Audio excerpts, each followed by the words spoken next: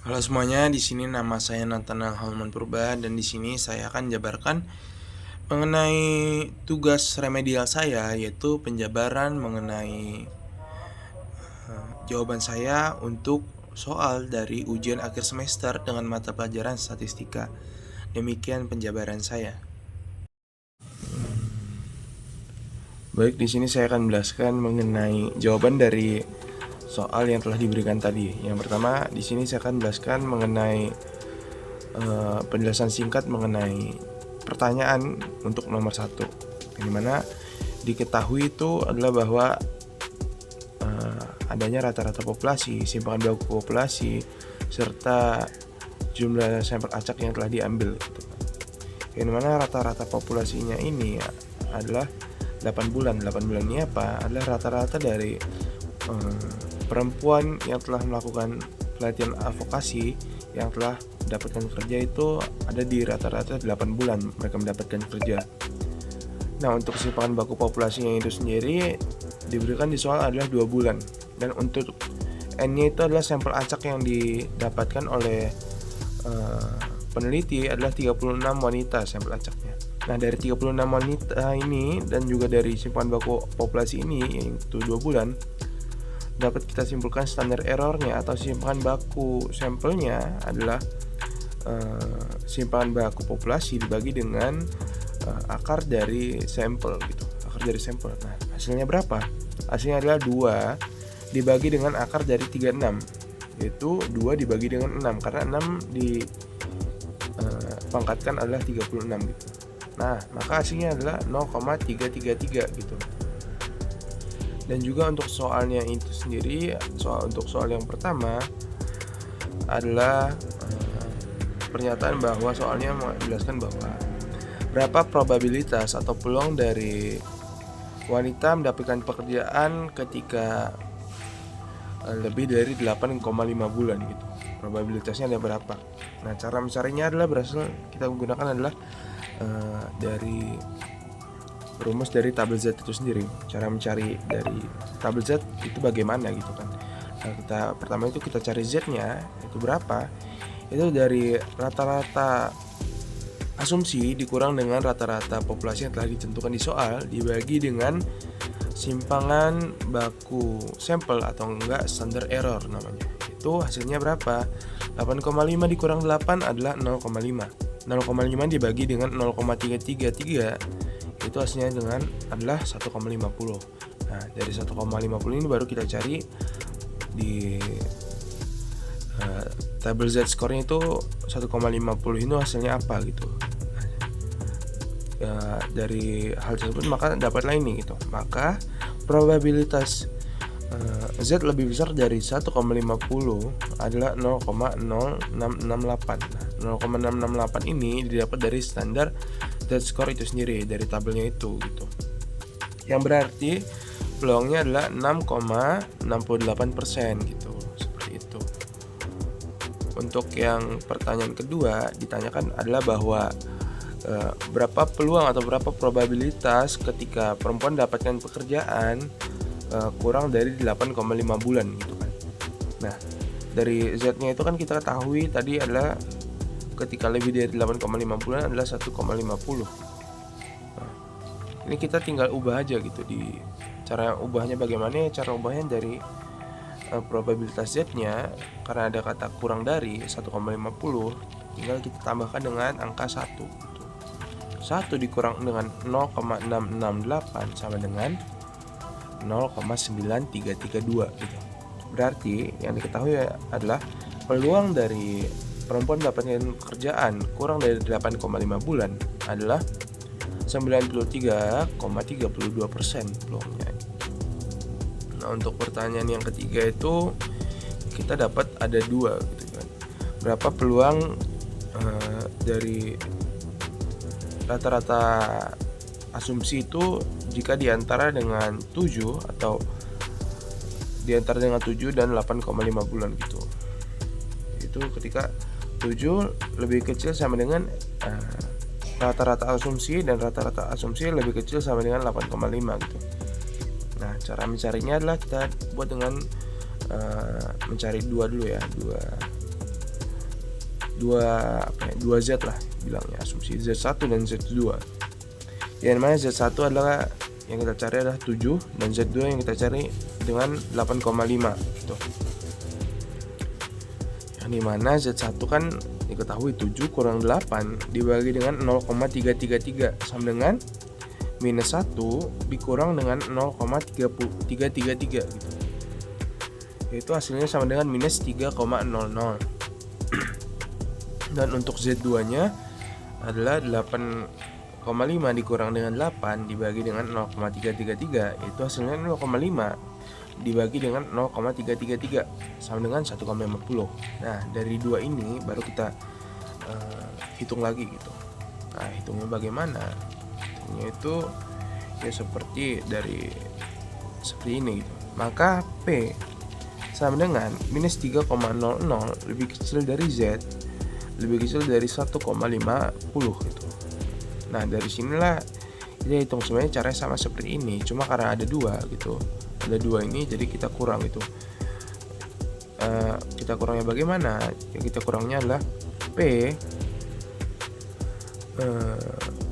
probabilitas Z lebih kecil 1,50 dikurang dengan probabilitas Z lebih kecil dari minus 3,00 gitu. Hasilnya berapa? Hasilnya adalah 0,9332 dikurang dengan 0,0013. Hasilnya berapa ya? Hasilnya 0,9319 gitu. Yang berarti menandakan bahwa peluang dari jumlah wanita yang mendapatkan pekerjaan di antara 7 dan 8,5 bulan adalah 93,19% gitu. Seperti itu. Nah, ini peluangnya. Baik, di sini saya akan menjelaskan mengenai soal nomor 2 ya. Soal nomor 2 yang dimana soalnya saya singkat menjadi diketahui bahwa suatu rumah tangga di desa yang sudah menerima program pembangunan infrastruktur yang berjumlah 200 rumah tangga, itu ada 154 rumah tangga yang memiliki akses terhadap air bersih gitu. Nah, untuk pertanyaannya adalah buat interval kepercayaan sebesar 97% terhadap proporsi rumah tangga yang punya air bersih di desa tersebut gitu kan. Nah, caranya bagaimana? Untuk cara pertamanya itu ya kita hitung itu jumlah rata-rata atau probabilitas dari rumah tangganya yang ada di desa itu. Caranya adalah dengan jumlah rumah tangga yang memiliki akses air bersih dibagi dengan jumlah total dari rumah tangga di desa tersebut. Nah, itu 154 rumah tangga dibagi dengan 200 rumah tangga menghasilkan 0,77 gitu hasilnya gitu, probabilitasnya. Nah, dari itu setelah itu kita mencari nilai Z dari 97% gitu. Cara mencarinya ya sebenarnya sama dengan cara mencari di tabel Z gitu, tapi ini kita balikkan gitu. Itu kita cari itu di tabel mana yang akan mendapatkan nilai yang berkisaran dengan 0,97 ini gitu. Itu yang dimana di tabel Z ini didapatkan bahwa tabel yang memiliki kisaran 0,97 ada di tabel 2,17 gitu. Maka hasilnya adalah 2,17 tabel Z-nya. Nilai Z dari 97% adalah 2,17 gitu. Untuk hasilnya itu kita hitung dengan standar errornya itu SE ya.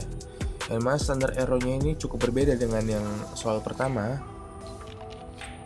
yang dimana untuk soal pertama itu sendiri kan tadi kan kesimpangan baku dibagi dengan rata-rata gitu. Ini cukup berbeda, yaitu standar errornya adalah akar dari rata-rata P gitu ya, atau rata-rata jumlah yang memiliki air bersih dikurang dengan 1 dikurang dengan rata-rata P, kita bilang lah ya rata-rata P dibagi dengan jumlah sampel atau N. Maka hasilnya adalah 0,77 dikali dengan 0,23. 0,23 ini adalah 1 dikurang dengan 0,77 gitu, dibagi dengan 200. Hasil dari 0,77 dikali dengan 0,23 hasilnya adalah 0,1771 gitu. 0,171 dibagi dengan 200, hasilnya adalah 0 akar dari 0,0008855 gitu. Kita sederhanakan jadi 0,0297 gitu. Nah, kita udah tahu SE-nya, kita udah tahu nilai Z-nya, maka kita akan mencari margin of error-nya atau singkatnya ME. Rumus ME ini adalah kan Z dikali dengan SE atau standar error-nya gitu. Maka hasilnya adalah Z dari sini, dari 97% ini adalah 2,17 gitu. Dikali dengan 0,0297 yang berasal dari sini. Maka hasilnya adalah 0,0644 gitu. Nah, dari situ kita baru hitung interval kepercayaannya. Kita sudah dapat P yang berasal dari sini, dari 154 dibagi dengan 200, dan kita sudah dapat dengan ME-nya, margin of error-nya itu adalah 0,0644 gitu. Nah, maka hasilnya adalah, rumusnya dulu ya, rumusnya adalah rata-rata P ditambah dengan ME dan juga rata-rata P dikurang dengan ME. Kita langsung bikin simbolnya ya, tambah kurang gitu ya. Maka hasilnya adalah 0,77 ditambah dan dikurang dengan 0,0644. Maka hasilnya adalah 0,77 dikurang dengan 0,0644, hasilnya adalah 0,7056. Sedangkan ketika ditambah, maka hasilnya adalah 0,8344. Maka yang berarti jumlah orang yang memiliki air bersih, jumlah rumah tangga yang memiliki air bersih ada di kisaran dari 70,56% dan di kisaran 83,44%. Itu penyelesaian buat nomor 2 tadi gitu. Baik, di sini saya akan jelaskan mengenai jawaban dari soal nomor 3 ya. Yang pertama itu soalnya adalah diketahui ini soalnya sudah dipersingkat ya. Diketahui bahwa proporsi nasional pelaku UMKM yang menggunakan platform digital yang bisa kita bilang P adalah 0,55 gitu, 0,55% gitu, sebenarnya 55% lah. Dan dari survei di daerah pelatihan, yaitu jumlah UMKM yaitu berkisar 180 dengan UMKM yang menggunakan platform digital yaitu adalah 112 gitu. Yang berarti proporsi sampel dari survei ini adalah 112 dibagi dengan 180, yaitu sama dengan 0,622 gitu ya. Proporsi sampelnya adalah 0,622 gitu. Dengan signifikansi yang diberikan oleh soal itu berkisar 5% gitu, yaitu 0,05 gitu. Nah, namun karena di sini diketahui gitu ya, uji hipotesis proporsinya adalah untuk sampelnya adalah uji dua sisi. Kenapa uji dua sisi? Karena dari soalnya dipertanyakan adalah bahwa apakah betul jumlah perbedaannya mengalami memiliki perbedaan yang signifikan gitu, yang menghasilkan hipotesis pertama adalah P tidak sama dengan 0,55, yang dimana di sini tidak sama dengannya itu menghasilkan perbedaan yang signifikan gitu. Sedangkan H0 nya itu adalah P sama dengan 0,55 gitu. Yang di survei di daerah pelatihan ini sama dengan sama hasilnya dengan yang di dalam lingkup nasional tadi gitu kan. Maka untuk itu, karena sudah kita cari hipotesisnya H0 dan H1, maka yang kedua itu kita hitung standar errornya gitu. Cara hitungnya sama seperti nomor 2 sebenarnya, adalah P dikurang dengan 1 kurang P gitu ya, dibagi dengan N gitu. Nah, P nya ini bukan dari yang survei, tapi melainkan dari yang proporsi nasional itu sendiri gitu. Nah, maka hasilnya adalah 0,55 dikali dengan 0,45 dibagi dengan 180 gitu kan. Hasilnya ya 0,2475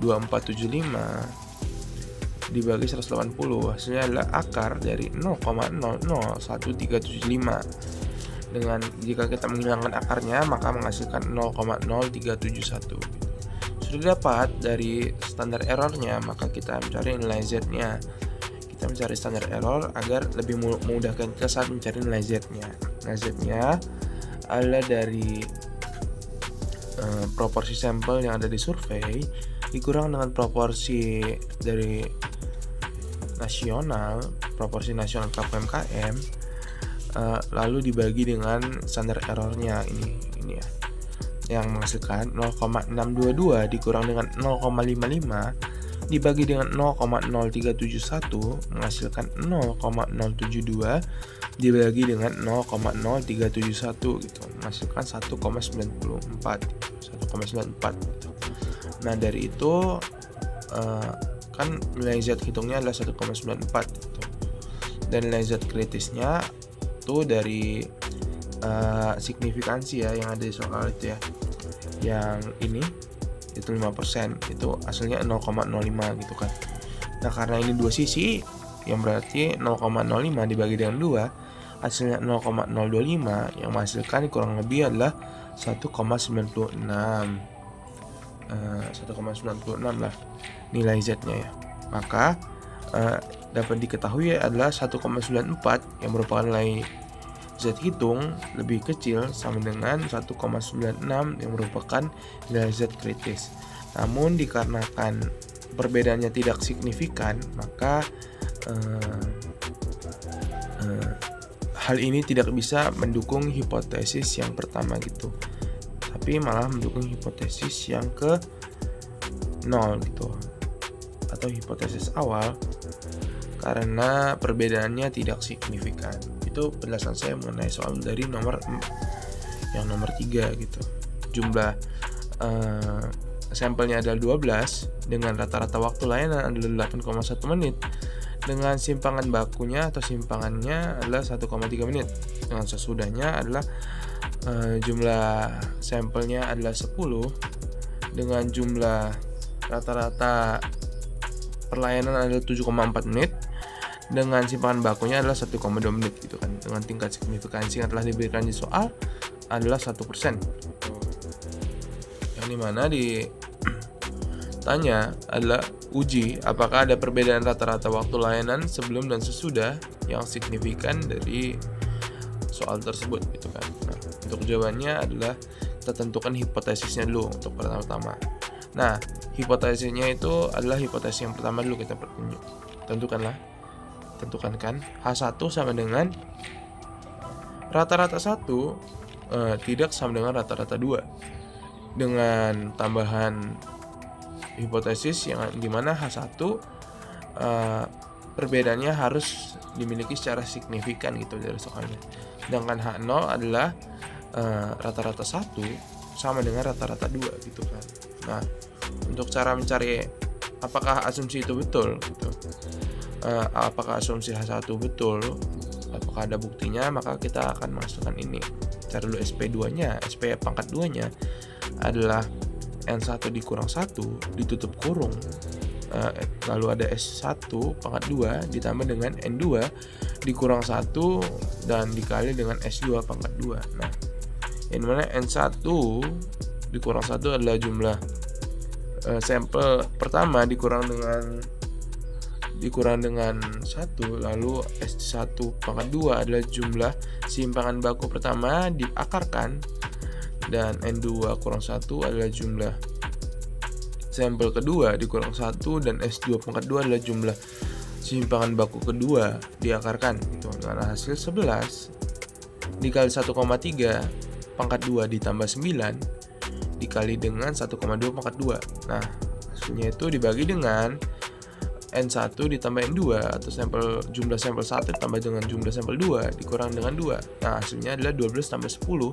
dikurang dengan 2. Nah hasilnya adalah 11 dikali 1,69, yang 1,69 ini berasal dari sini ya, 1,3 pangkat 2 gitu, ditambah dengan 9 dikali dengan 1,44 dibagi dengan 20. Hasilnya berapa? Hasilnya ada 31,55 dibagi dengan 20 dengan hasil 1,5775 gitu. Nah, kita udah dapat ini, maka kita cari nilai T-nya. Nah, nilai ini dapat kita masukkan ke sini nih. Tuh. Ya. Biar lebih gampang nyarinya. Nyari nilai T-nya, maka kita duankan ini gitu. Nah, cara nilai T-nya itu rumusnya bagaimana? Rumusnya adalah rata-rata 1 dikurang dengan rata-rata 2 dibagi dengan SP2 buka kurung 1/N1 ditambah dengan 1/N2. Nah, hasilnya berapa? 8,1 dikurang dengan 7,4 dibagi dengan akar 1,5775 buka kurung 1/2 ditambah 1/10. Hasilnya berapa? Hasilnya adalah 0,7 dibagi dengan akar 1,5775 buka kurung 0,8333 tambah 0,1. Nah, ini dua itu dikalikan ya. Nah, dengan hasil adalah 0,7 per akar 0,2892 gitu kan. Hasilnya 0,7 per 0,5379 dengan hasil 1,307 gitu kan.